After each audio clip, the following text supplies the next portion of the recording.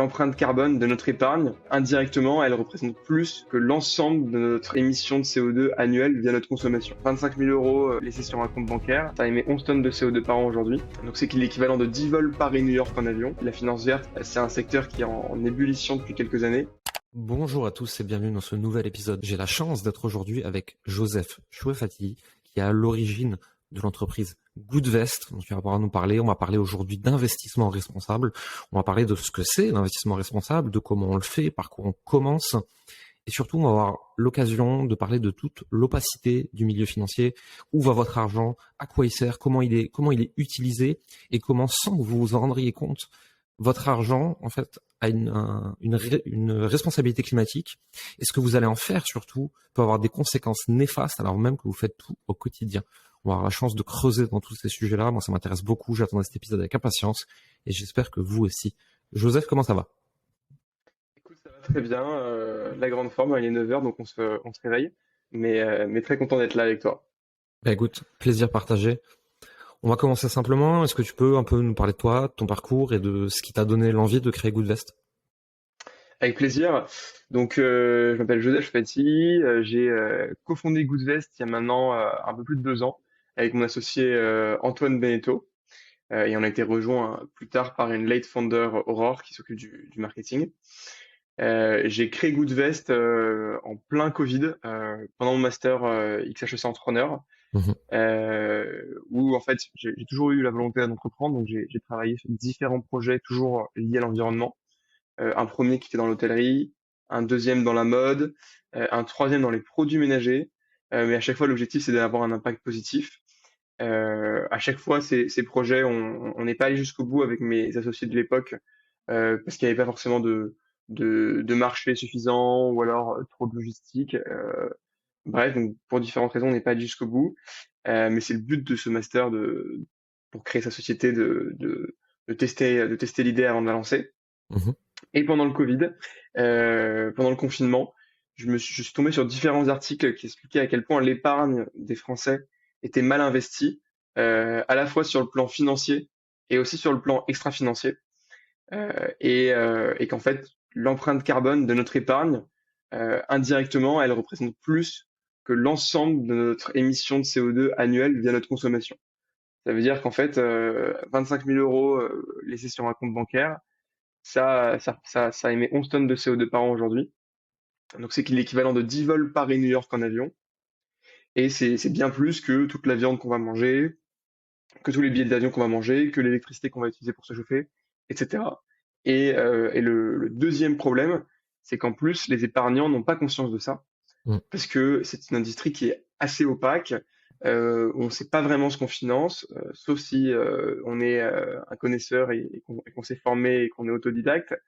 Et même dans ce cas-là, souvent il y a un problème d'accès aux informations sur les sujets environnementaux et sociaux, où c'est une véritable jungle. C'est un secteur qui est la finance verte qui est en ébullition depuis quelques années, mais où on y voit vraiment tout et n'importe quoi.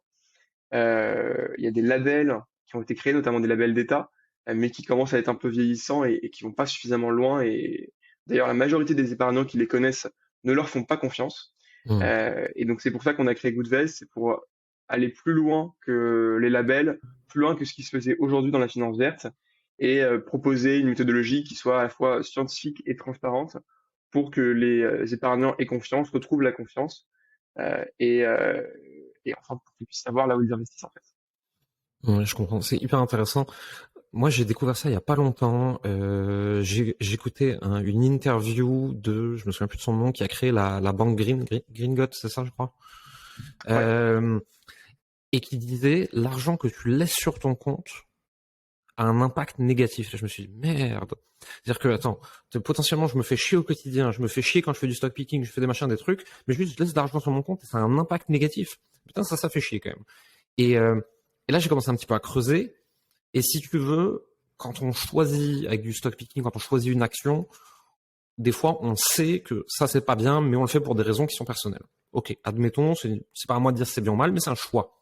Ce que je trouve terrible, c'est qu'on peut se retrouver à se faire imposer ce choix par méconnaissance, alors que on fait très attention au quotidien toute l'année, on fait attention dans son choix d'investissement, et juste parce que on investit dans des véhicules qu'on ne comprend pas, et en fait, même si on voulait les comprendre, on pourrait pas, on se retrouve à avoir un impact négatif au niveau de l'écologie et du monde. C'est quelque part assez terrible, et je vois de plus en plus d'acteurs comme Goodvest émerger, et je trouve ça très très bien.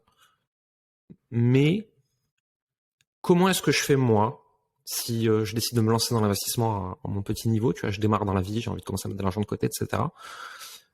Si je vais chez vous, tu vas nous l'expliquer après comment c'est fait, et je suis sûr que ce sera bien fait. Si je veux moi, à mon niveau, essayer de faire les choses bien, qu'est-ce que je dois regarder? Alors c'est extrêmement difficile si tu souhaites le faire tout seul, parce qu'aujourd'hui, effectivement, comme je disais, la donnée, elle est pas vraiment disponible. Alors si tu fais du stock picking, tu peux t'amuser à aller chercher quelques valeurs durables dont tu es certain, parce que tu as étudié la société. Hmm. Mais bon, le problème va toujours être le même, ça veut dire que tu vas être peut-être peu diversifié, en tout cas beaucoup moins diversifié que si tu vas acheter tes propres ETF ou tes propres fonds. Si tu sélectionnes un fonds ou un ETF, il y a plusieurs choses qu'il faut regarder. Il faut regarder, bon, déjà s'il est labellisé ou si il a une note SFDR élevée, c'est plutôt bon signe. Donc là, la réglementation SFDR, hein, pour faire un tout petit aparté, c'est une réglementation européenne qui a été mise en place pour classifier les fonds sur leur orientation durable. Ok. 6 étant pas du tout durable, 8 tu vas faire la promotion de la durabilité, et 9 tu vas vraiment chercher à avoir de l'impact. Ok. Donc si le fonds il est article 9 et qu'il est labellisé, déjà tu peux savoir qu'il y a une démarche de la société de gestion, donc Mhm. que ce soit un ETF ou un fonds actif, d'aller chercher un petit peu de durabilité. Ensuite, ce que tu peux regarder, c'est les exclusions sectorielles. Ok. Est-ce que les énergies fossiles sont complètement exclues de ce fonds? Ou alors est-ce que non, c'est uniquement l'extraction de charbon qui est une des trois énergies fossiles, mais ça veut dire dans ce cas que tu peux te retrouver à investir dans le pétrole ou le gaz. Donc tu peux regarder ensuite si effectivement il y a des exclusions sectorielles. Et enfin, tu peux aussi regarder si le fonds a vocation à respecter l'accord de Paris. Donc l'accord de Paris, l'objectif, c'est de ne pas dépasser 2 degrés de réchauffement climatique par rapport à l'ère pré-industrielle et viser 1 degré, à viser pardon 1,5 degré. Là aujourd'hui, on est déjà à 1,1 degré de réchauffement climatique. Donc c'est les points que tu peux regarder. Après, il y a aussi des applications qui existent qui te permettent. Enfin, il y a une application à laquelle je pense qui te permet d'analyser ton épargne, qui va s'appeler Rift, RIFT. Mhm. C'est Léo, le CEO, qui a créé cette boîte. Et en fait, ça va te permettre de rentrer manuellement les fonds d'investissement de tes assurances vie, par exemple, et de te donner des indications sur bah, justement tout ça, la trajectoire de réchauffement climatique, les secteurs que tu vas financer. Et donc, c'est une bonne première étape déjà pour analyser l'existant. Mhm. J'ai l'impression que malgré tout ça, tu vois, il y a moins de vraiment d'avoir un très petit portefeuille peu diversifié, comme tu le disais. C'est hyper difficile parce que foncièrement, tu vas dans une boîte, mais en fait, tu le sais pas que par 3 sociétés écran, elle est financée par une pétrolière. Les ETF qui se veulent green, quand tu regardes à l'intérieur, tu te dis oh bordel. Les fonds qui se veulent green, en fait, ils le sont sur le papier, ils ont mis 3 valeurs green dedans, mais en fait derrière, le tout est dopé avec des pétrolières ou d'autres trucs encore plus sales. J'ai l'impression qu'en fait, presque on n'a pas le choix, et que c'est pour ça d'ailleurs qu'on voit de plus en plus d'acteurs professionnels émerger, en fait, que ce soit Goodvest ou d'autres, pour en fait nous aider là-dedans, parce que en tant que particulier, de toute façon, tu l'as dit, on n'a pas accès aux données en fait. Ouais, c'est extrêmement complexe. Nous, pour te donner un chiffre, on a analysé un peu plus d'1 millier de fonds, Mhm. euh, donc qui se revendiquaient durables. Et on a une méthodologie donc qui est maison. Et en fait, il y a seulement 5% de ces fonds Oh là durables là, aujourd'hui qui passent nos critères. Donc, c'est pas beaucoup. c'est même pas 5% de l'ensemble des fonds, c'est 5% des fonds durables. Donc, si tu C'est vraiment regardais pas l'ensemble des grand-chose. fonds, on serait probablement autour de 1%. Mhm. Et donc, c'est assez dramatique. Tu as 80% des fonds durables.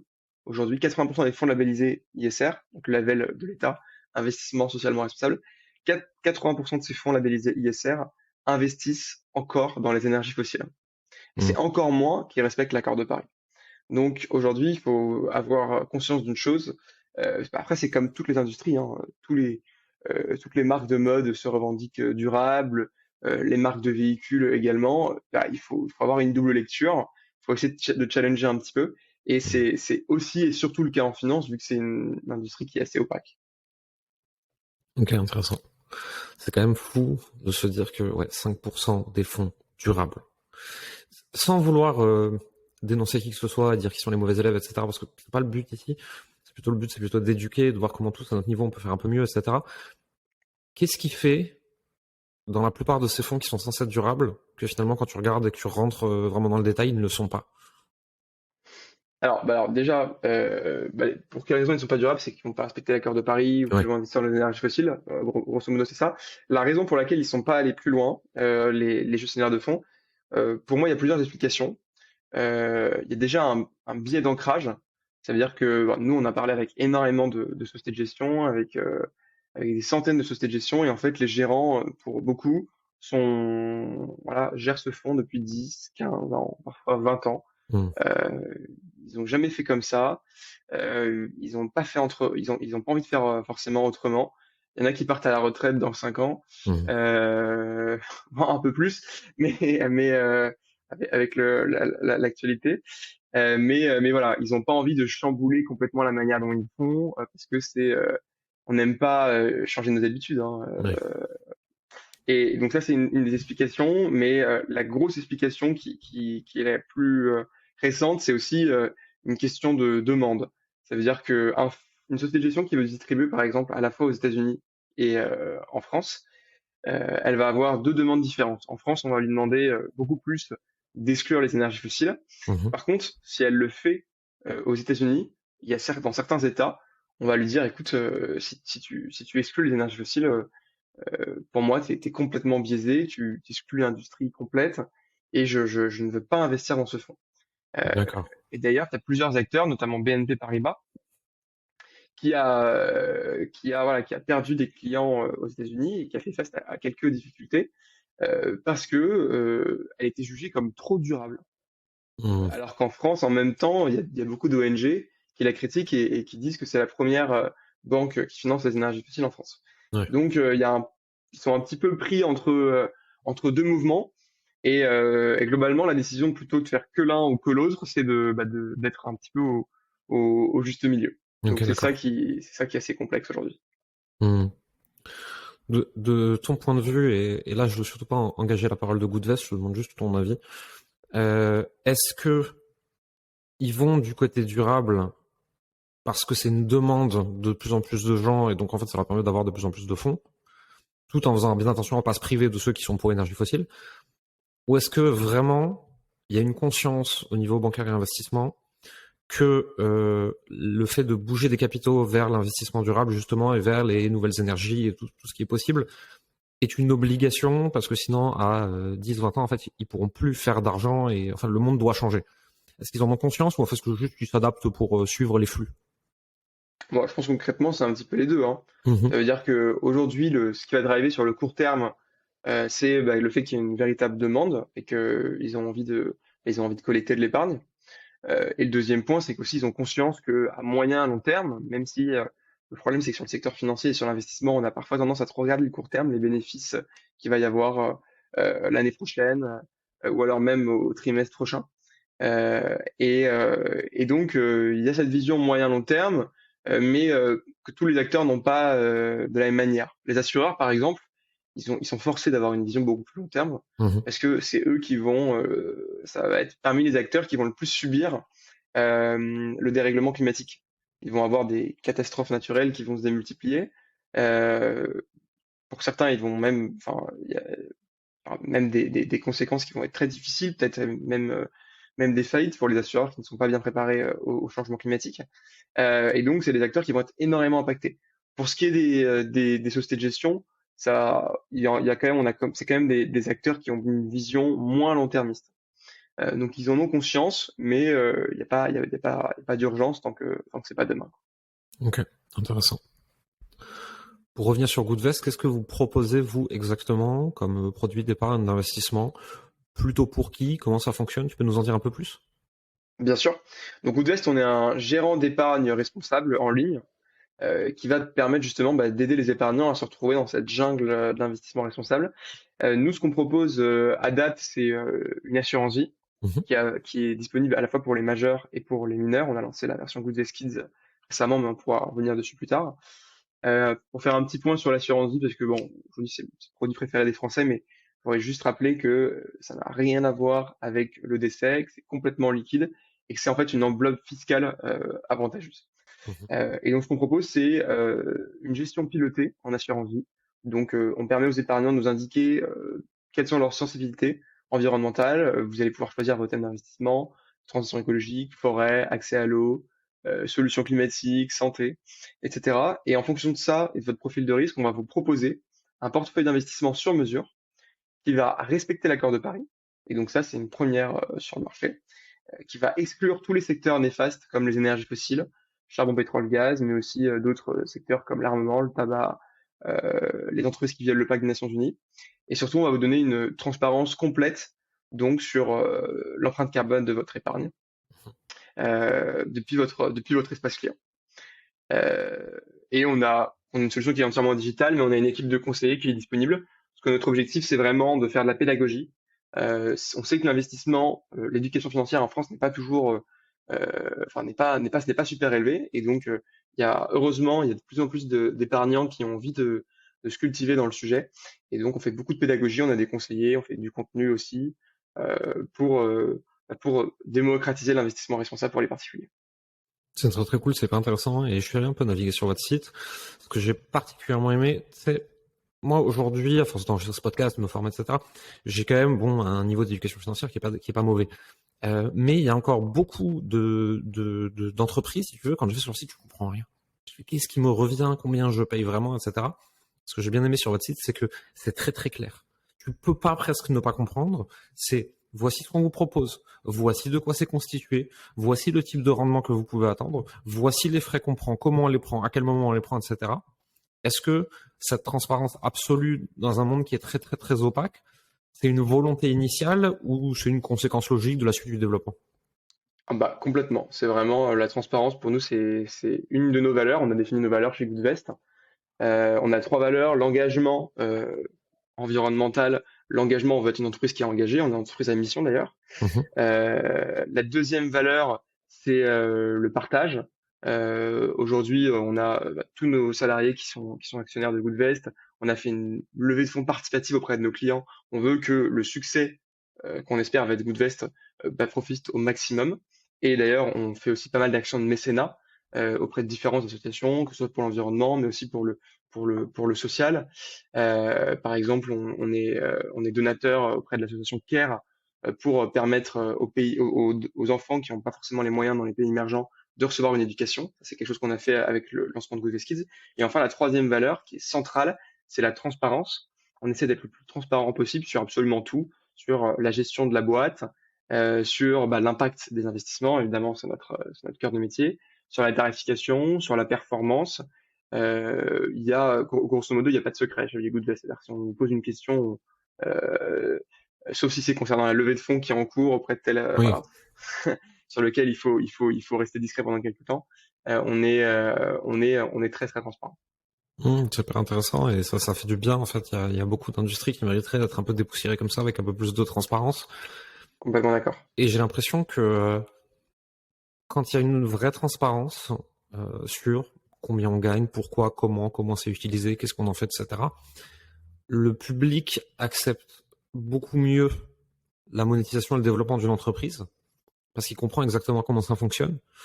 Moi, je sais que j'en parlais sur LinkedIn. Alors bon, c'est sur mon échelle du consulting, du coaching, etc. Tu vois, mais je disais, il faut bien que vous compreniez, si on fait 1 million de chiffre d'affaires annuel, voici comment c'est décomposé, voici ce que prend l'équipe, voici ce qui va dans la publicité, voici ce qui va dans nos impôts, voici ce qui va là, voici ce qui nous reste à la fin.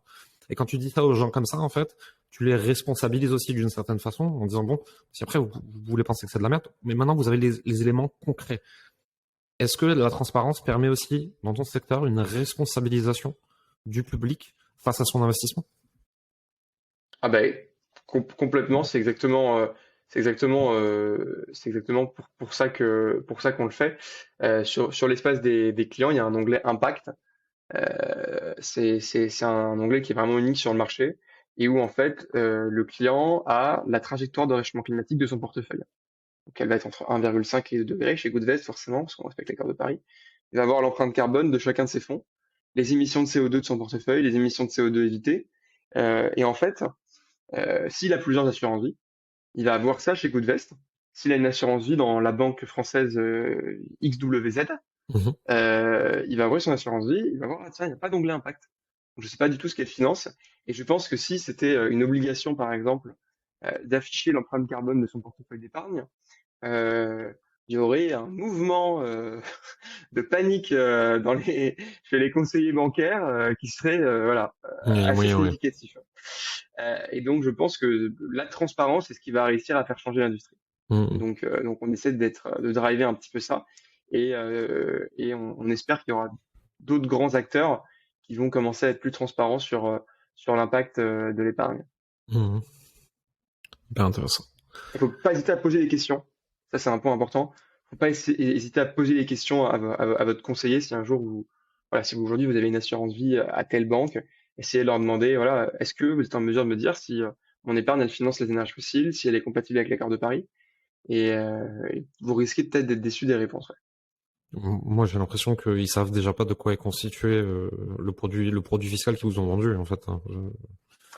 Bah, aujourd'hui, malheureusement, dans beaucoup de banques, aujourd'hui, oui, effectivement, les conseillers sont plus des commerciaux que des conseillers, et ils doivent à la fois vendre des cartes de crédit, des prêts immobiliers, des assurances vie, euh, parfois même Mhm. des assurances Ouais, tout court, habitation. ouais. Et en fait, tu peux pas être un expert de tout, quoi. Non, bien sûr. Me vient, entre guillemets, j'allais dire la question qui fâche, mais en fait, non, elle devrait pas, et elle doit pas, et je suis sûr que dans ton cas, il n'y aura pas de souci. Est-ce que on peut attendre des rendements qui sont intéressants, à minima pour contrer l'inflation, si on décide d'investir durablement? Alors la réponse c'est oui. Il y a on a une idée reçue qui pourrait laisser penser qu'en fait, investir de manière responsable, ça va dégrader la performance. Hmm, Et en fait, c'est faux, surtout sur le long terme. ok. Euh, on investit quand même sur des entreprises hein, qui ont des objectifs voilà, de rentabilité, de bénéfices, de développement, surtout qu'elles sont sur des thématiques qui se développent beaucoup. Donc investir sur les entreprises sur les entreprises dans les énergies renouvelables, dans le transport propre, dans l'isolation des bâtiments. C'est des secteurs qui se développent à toute vitesse parce qu'il y a un besoin de transition écologique qui est Mhm, clair. En ouais. plus, ils sont poussés par la réglementation, par aussi des plans de financement gigantesques, comme il y en a eu aux États-Unis, comme il y en a un qui est en train d'être organisé en Europe. Et donc tout ça, forcément, ça a plutôt tendance à booster les performances, alors que je vais dire dans l'autre sens, certes, les énergies fossiles offrent des rendements et des dividendes très élevés. Sur le très long terme, je suis pas convaincu que c'est des entreprises qui vont être très performantes. Le charbon, moi personnellement, je mettrais pas 1 euro sur une centrale à charbon qui, dans quelques années, devra fermer ses portes parce que plus personne voudra acheter du charbon, quoi. Ouais, donc c'est vraiment ça qu'il faut regarder en fait, c'est que finalement investir de façon responsable, c'est investir sur une rentabilité long terme, alors que les investissements moins responsables, et notamment quand on regarde les énergies fossiles, etc., ok, bah à court terme, il y a des beaux rendements, des beaux dividendes, etc. Mais concrètement, ces entreprises qui vont peut-être devoir fermer leurs portes et se péter la gueule ou être vraiment dans la merde au niveau des réglementations dans les 5 prochaines années, quoi. Et puis d'ailleurs, quand tu regardes leur cours de bourse, depuis la dernière bulle concernant le prix du pétrole, il s'est pas énormément développé, quoi. Mmh. Alors que si tu regardes les entreprises qui sont dans les énergies renouvelables, le cours de bourse, c'est assez impressionnant. Ok, hyper intéressant. Moi, en tant qu'entrepreneur, à mon niveau, qu'est-ce que je peux faire pour avoir un investissement plus responsable avec mon argent au quotidien? Écoute, faut que tu achètes Goodvest, hein. Euh, mais qu'est-ce que tu peux faire? Je t'ai dit, il faut vraiment se poser un maximum de questions et faut accumuler de la connaissance un petit peu sur le sujet.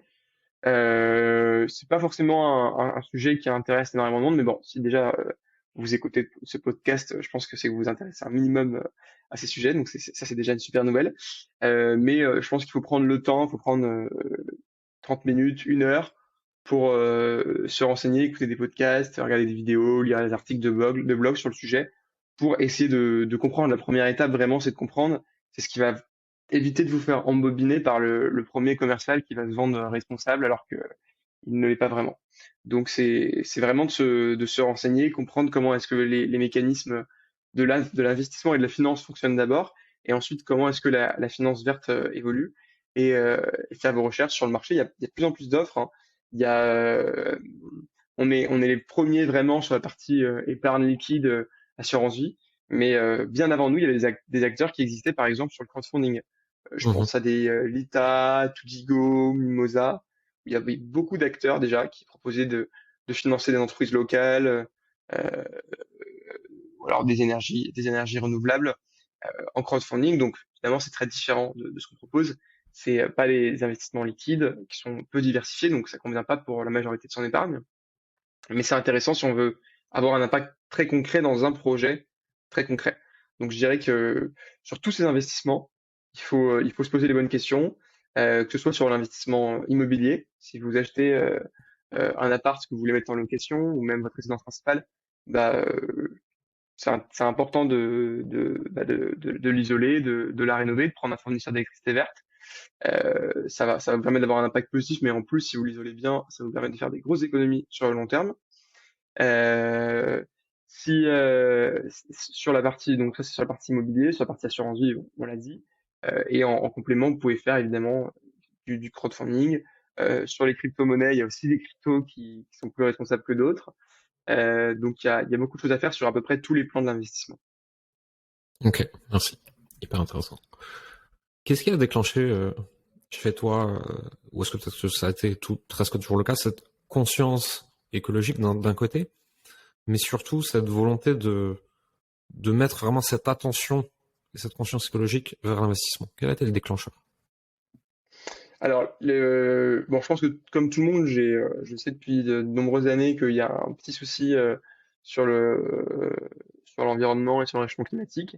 Ma vraie prise de conscience, elle a été pendant mon master entrepreneur, où en fait, dans la promotion, il y avait 5-6 personnes qui étaient très engagées et qui parlaient beaucoup d'écologie autour d'eux, et c'est ça qui m'a fait m'y intéresser et prendre conscience du fait que j'avais un comportement qui n'était pas forcément exemplaire comme la majorité des gens aujourd'hui, et qu'il fallait agir, et que le problème était plus urgent qu'on ne le pensait. Mhm. C'était forcément renforcé par tous les feux de forêt, les canicules, les catastrophes naturelles. Et pourquoi l'orienter vers l'investissement? Parce que c'est un secteur déjà qui m'intéressait, auquel je m'intéressais depuis plusieurs années en faisant des investissements pareils, stock picking, ou alors je sélectionnais des ETF. Et en fait, je voulais, comme j'ai aligné un peu ma consommation, le transport sur le climat, je voulais aussi aligner mes investissements. Et là, un peu la stupeur quand tu regardes que ton ETF ESG ISR, la première ligne, c'est Total Energies. Et tu te dis, bon, bien entendre ce qu'on veut sur Total. En tout cas, moi, c'est pas ma définition que j'ai de la transition écologique et du climat. Donc ça ne me convient pas. Et donc je fais mes recherches un petit peu et je vois qu'il n'y a rien. Et donc il faut faire quelque chose. Et surtout quand tu en fait réalises que tu as autant d'impact là-dessus que sur tous tes autres leviers qui vont être de manger moins de viande, de privilégier le train, faire du covoit, etc. Et donc aussi, il manque vraiment un acteur là-dessus. Il y a énormément de choses à faire.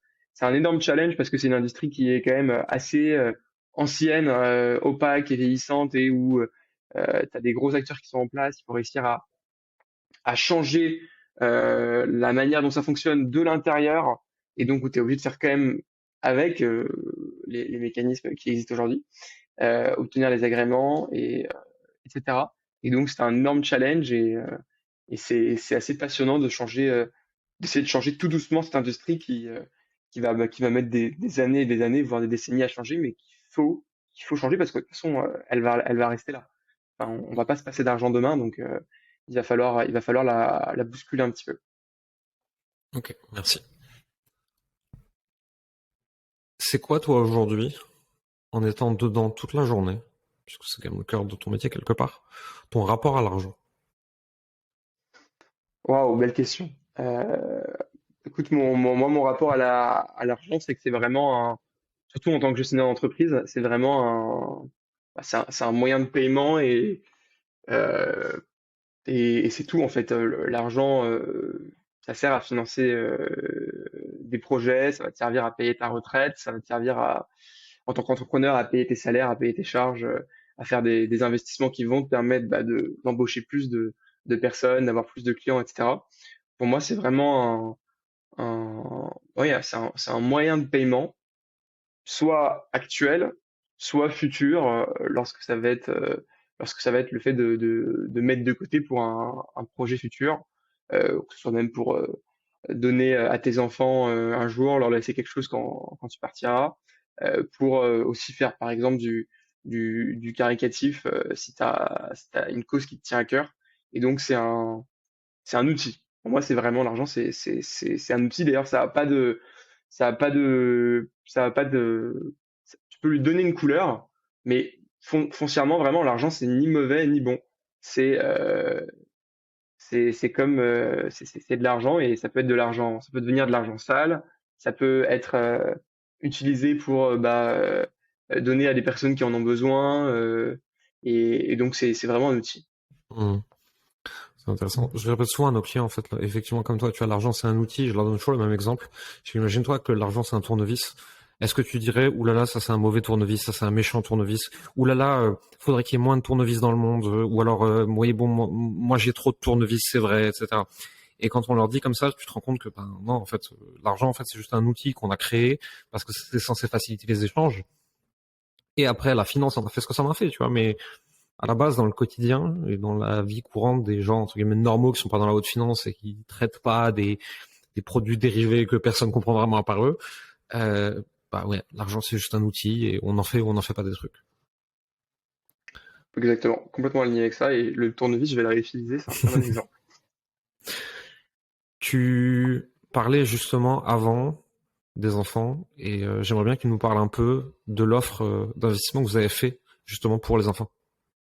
Effectivement. Donc on a lancé il y a maintenant 3 mois Goodvest Kids, qui en fait en termes de gestion est exactement le même produit que la partie majeure, donc je ne vais pas revenir dessus, exclusion des énergies fossiles, respect de l'accord de Paris, sélection des thèmes d'investissement, transparence. En fait, on a créé Goodvest Kids parce que bon, déjà Goodvest à la base était accessible que pour les majeurs Mhm. et que il y avait une véritable demande des parents, surtout d'une partie de nos clients qui étaient parents, de pouvoir mettre de côté pour leurs enfants de manière durable. Aujourd'hui, quand as un enfant, c'est important de mettre de côté pour le jour où tu vas devoir lui financer ses études ou lui donner un peu d'argent de poche, un petit coup de pouce pour rentrer dans la vie active. C'est important de mettre de côté. Et donc, tu as plusieurs solutions pour ça. Bon, soit tu le laisses sur un compte courant, et c'est pas très smart parce que ton enfant, entre le moment où il naît et le moment où il va finir ses études, il y a 25 ans qui vont se passer. Donc, l'argent que tu as mis de côté dans les premières années, va vraiment être bouffé par l'inflation. Il y a Surtout 5% par an maintenant. sur 25 ans, ça va pas rester Ouais, ça fait très grand-chose, hein. très mal. Ça fait très très très très mal, effectivement. Et donc, tu as une autre option qui est de le mettre sur un livret. Bon, tu vas diluer un petit peu l'effet de l'inflation, mais pareil, tu vas pas être au niveau de l'inflation. Mhm. Et en plus, comme on l'a dit au début, si tu le laisses sur un compte bancaire d'une banque qui est très polluante, ou si tu le mets sur un livret, pareil, d'une banque qui va utiliser une partie de ce livret pour financer des projets que tu n'as pas envie de financer, bah, non seulement tu vas pas matcher l'inflation, donc tu vas perdre beaucoup d'argent, et en plus, tu vas contribuer à la destruction de l'avenir de ton enfant, concrètement. Et donc, c'est très problématique. Et donc, on a lancé Goodvest Kids pour répondre à ces deux enjeux qui sont super importants. Déjà, un, te permettre de préserver ton capital euh, sur le long terme pour, pour avoir beaucoup plus d'argent à la fin que ce que tu as mis au début. Euh, c'est le principe de l'investissement. Mais aussi pour te permettre d'être certain que tu vas pas financer des énergies fossiles ou des industries qui vont détruire le futur de ton enfant, parce que ton enfant, s'il naît maintenant ou s'il est né il y a quelques années, euh, les conséquences du dérèglement climatique, il va bien les connaître. Mhm. Bien sûr. Déjà que nous, on va les connaître, alors lui, il va passer la majorité de sa vie à les connaître. Donc c'est super important d'œuvrer via tous les moyens possibles, dont l'argent qui est un outil qui a beaucoup d'impact. Mhm. Ok, très bien. Quand je suis face à des acteurs, alors là je vise pas particulièrement Goodvest, en fait tous les acteurs qui font le même métier que vous, si tu veux, même pas dans la finance comme ça particulièrement, j'ai toujours, si tu veux, ce moment d'appréhension où je dis attends, là, je donne mon argent à une société qui va le mettre quelque part, qu'est-ce qui m'appartient, qu'est-ce qui m'appartient pas, si cette société elle tourne, si ça la tombe, qu'est-ce qui se passe, qu'est-ce qui me reste, etc. Est-ce que tu peux un peu nous expliquer comment ça marche? Ouais, bien sûr. Alors déjà, en fait, lorsqu'un client investit chez Goodvest, Goodvest ne touche jamais l'argent. Mhm, Il n'est pas viré sur un compte bancaire de Goodvest. Il passe jamais par Goodvest. Nous, on est backé par un assureur. mhm, Donc c'est pour ça qu'on fait de l'assurance vie. L'assureur en question, c'est Generali. Donc c'est voilà, c'est le troisième assureur européen. C'est une entreprise qui a plusieurs siècles, qui est extrêmement solide. Et donc le jour où tu investis, en fait, c'est directement Generali qui va prélever sur ton compte bancaire l'argent que tu veux investir. Goodvest va donner les consignes à Generali de comment répartir cette épargne et l'investir. Donc là, c'est là qu'on fait le conseil et qu'on a toute notre valeur ajoutée. Et le jour où tu as terminé ton projet d'investissement et où tu veux retirer tes fonds, ils vont directement passer de Generali à ton compte courant. Donc déjà, ok. s'il y a un souci financier concernant Goodvest, de toute façon, on l'espère, ne sera pas le cas, euh, tu n'es pas impacté financièrement du tout. Tu Mhm. vas être impacté par contre forcément dans le conseil parce qu'on sera plus là Ouais. pour répondre à tes questions et t'arbitrer. Et dans ce cas, tu devras gérer la relation soit avec l'assureur généraliste, soit avec la personne qui va nous racheter ou reprendre le portefeuille de client. Voilà, quoi. Mais il y a pas de risque. Et en plus, tu as une partie des dépôts qui est garantie en cas de faillite de l'assureur. Mais voilà, pour être très honnête, ça ne peut Ouais. pas arriver que Generali fasse faillite demain.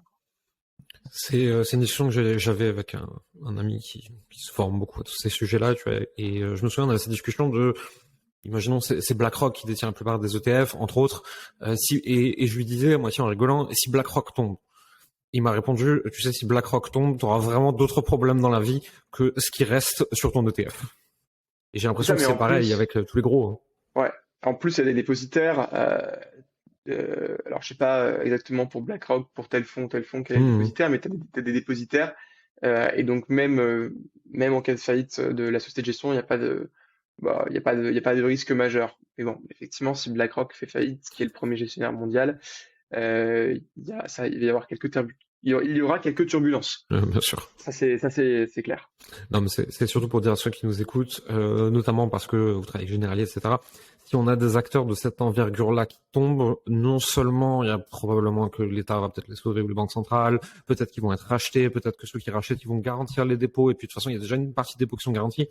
Et donc finalement, c'est presque les too big to fail quand on a des contrats directs sur de l'assurance vie ou autre avec des très très gros. On peut pas dire qu'il n'y a pas de risque, hein, on n'a pas le droit de dire ça de toute façon. Mais De toute façon, ton argent, il faut bien que tu le mettes quelque part, hein. ouais, c'est ça. Tu vas pas le garder sous ton matelas. Si dans une banque, il est probablement plus à risque que chez un assureur. Hmm. Euh, et même si effectivement il y a un énorme problème et que la banque est faillite, on l'a vu avec SVB, Silicon Valley Bank, il y a quelques mois, euh, il n'y a pas eu un très long suspense Hmm. avant qu'on nous annonce qu'en fait l'intégralité des dépôts serait garantie et pas uniquement une partie. Donc il y a pas de l'objectif des États, ça va être d'éviter qu'il y ait un effet domino et donc d'intervenir immédiatement Ouais, bien pour sûr. garantir les dépôts. Ce type de contrat que je pourrais avoir avec Goodvest, où je passe par Goodvest, qui ensuite me donne le bon contrat pour moi avec Generali, et Goodvest reste en intermédiaire, en conseil, etc. Est-ce que c'est une particularité de votre modèle, ou est-ce que tous les gens qui ont des modèles similaires au vôtre fonctionnent de la même façon?